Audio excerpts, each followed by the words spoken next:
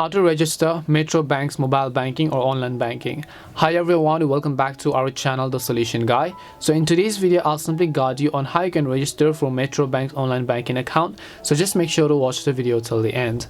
In order to register for online banking or mobile banking, you must have already have an account in the Metro Bank first, because if you don't have an account in Metro Bank, obviously you will not be able to create an online banking or a mobile banking account. Now assuming you already have that, just go ahead and launch the Metro Bank application. Now you can also do so from the browser, but I'm just showing from the app.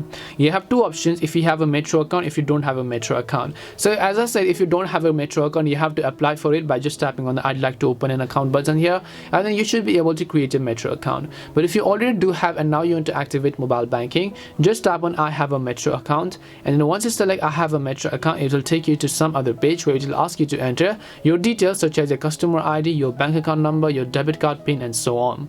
So first of all, just agree to the terms and condition. As you can see, it says customer number or username. So enter your 12-digit customer number or username. So just go ahead and make sure to enter your customer number. Then you can tap on the I button if you don't know what the customer number is. So it says your customer number is the 12-digit account number you were given when you opened your account. Your username is between 6 and 18 characters and was set up when you registered for internet banking. And then after you do that, just go ahead and simply make sure to enter it, tap and continue, and then you should be able to sign in or log in or register for your Metro Bank online banking.